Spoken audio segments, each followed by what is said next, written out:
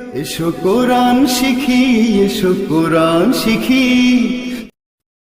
আসসালামু আলাইকুম রহমতুল্লাহ বারাকাতু। আগামী সপ্তাহে আমরা আপনাদেরকে পড়িয়েছিলাম তাখতি নাম্বার 1। এবার পড়াবো আজকের তাখতি নাম্বার 2। আগের বার বলেছিলাম যে মুফরাদাত মানে পৃথক পৃথক, এবার মোরাক্কাবাত মানে সংযুক্ত অক্ষর, জোড়া জোড়া অক্ষরকে এক কথায় বলা হয় মোরাক্কাবাত। আমরা পড়ছি, মনোযোগ দিয়ে দেখুন এবং মুখস্থ করে রাখুন। লাম আলিফ, লাম আলিফ, জিম আলিফ, লাম আলিফ, মিম আলিফ, লাম আলিফ, বা আলিফ। এবারে দেখেন, প্রথমে এই যে ব্যাকা চিহ্ন এদিকে চলে আসছে সেটা হচ্ছে কি লামের চিহ্ন, আর এই যে মাঝখানে এই যে কাটা দাগটা এটা হচ্ছে আলিফের চিহ্ন। তাহলে আমাদের সবসময় লাম এইভাবে থাকবে, তাহলে বুঝে নেবো যে এটা লাম। তারপরে দেখেন এই জিমের এখান থেকে বাদ দেয়, তাহলে এটা জিম আর এটা হচ্ছে আলিফ। জিম আলিফ, লাম আলিফ, মিম আলিফ, লাম আলিফ, বা আলিফ, লাম আলিফ, জিম লাম, লাম আলিফ, লাম বা, লাম আলিফ, বা, লাম বা। কাফ, কাফ, কাফ, কাফ কয় রকম? 3 রকমের হয়। দেখেন, কাফ বা, কাফ তা, কাফ আলিফ, কাফ আলিফ, বা কাফ তা, তা কাফ সা। দেখেন আবার, কাফ বা, কাফ তা, কাফ আলিফ, কাফ আলিফ, বা কাফ তা, তা কাফ সা। তারপরে পৃষ্ঠের লাইন দেখেন, বা তা সা নুন ইয়া, বা আলিফ, তা আলিফ, সা আলিফ, নুন আলিফ, ইয়া আলিফ, বা সিন। দেখেন, এই বা আলিফ, তা আলিফ, সা আলিফ, নুন আলিফ, ইয়া আলিফ সব কটাই পাঁচটা একই দেখতে, শুধুমাত্র নক্তার জন্য নিচেই যদি এক নক্তা হয় তাহলে কি হবে? বা আলিফ। উপরে দু নক্তা হলে কি হবে? তা আলিফ। উপরে 3 নক্তা হলে সা আলিফ হবে। উপরে 1 নক্তা হলে কি হবে? নুন আলিফ হবে। ইয়ার নিচে, নিচে 2 নক্তা হলে ইয়া আলিফ হবে। তাহলে আমি কি বলেছি? নিচে 1 নক্তা হলে কি হবে? বা হবে। তাহলে বা সিন, ইয়া সিন, নুন সিন, তা সিন, সা সিন। দেখেন, বা সিন, ইয়া সিন, নুন সিন, তা সিন, সা সিন, এই যে 5টি অক্ষর একই দেখতে, শুধুমাত্র নক্তার জন্য পাল্টে যাচ্ছে। তাহলে আমাদের নক্তা দেখেও অক্ষর চিনতে হবে। তারপরে পড়ো, সাজিম, তাহা, সাজিম, তাহা, নুন খ, ইয়া হা, বাজিম, বামিম, ইয়ামিম, নুন মিম, নুন খ, ইয়া হা, বাজিম, বামিম, ইয়ামিম, নুন মিম।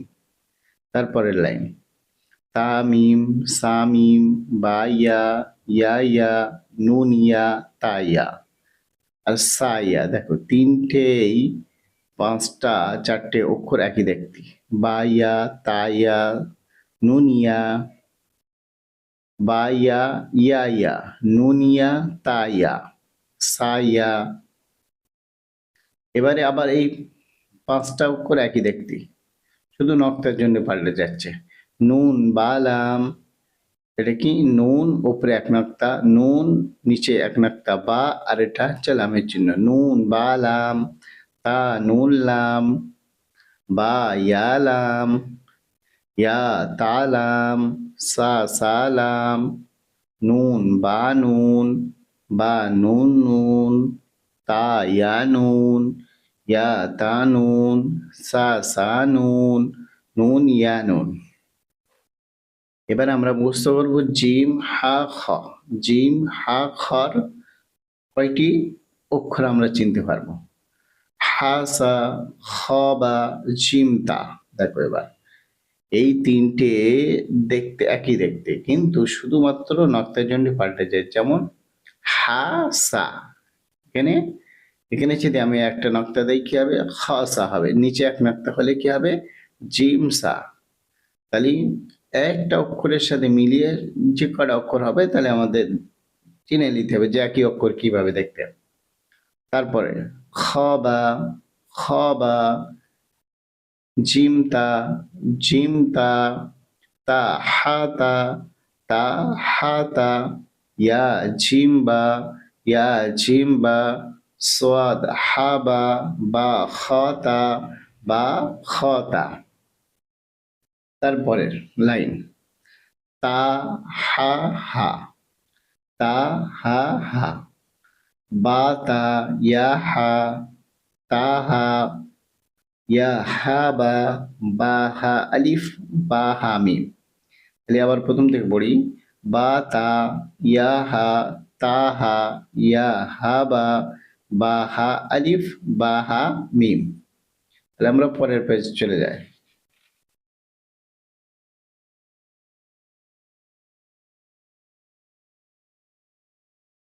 দেখেন দাল জাল র জা। তাহলে আমরা কিভাবে পড়বো? এবার এই চারটে অক্ষরের সাথে পড়বো।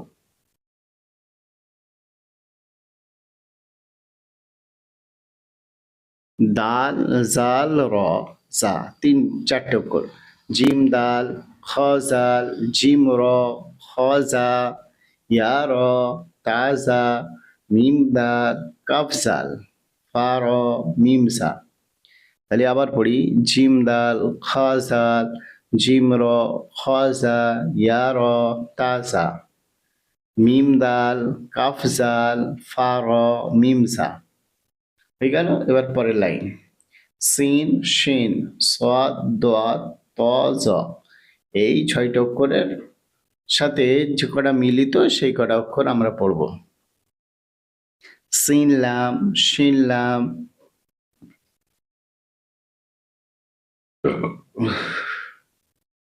সিন লাম, শিন লাম, সাদ বা, ত বা, দাদ আলিফ।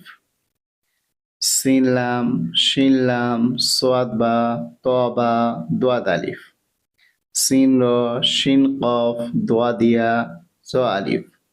সিন লাম, শিন লাম, সাদ বা, ত বা, দোয়াদ আলিফ। সিন র, শিন কফ, দোয়া দিয়া, জ আলিফ। এবারে তারপরে আইন গইন হামসা। এই তিনটি অক্ষরের সাথে সামঞ্জস্য যে কটা অক্ষর আছে সে কটা মুখস্থ করবো। আইন জা, গইন র, সোয়াদ আইন, দোয়াদ গইন, বা আইন দাল,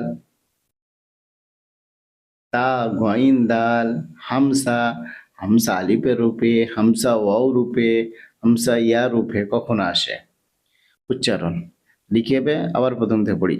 আইন সা, গইন র, সোয়াদ আইন, দোয়াদ গইন, বা আইন দাল, তা গইন দাল, হামসা, হামসা আলিফের রূপে, হামসা ওয়াও রূপে, হামসা ইয়া রূপে।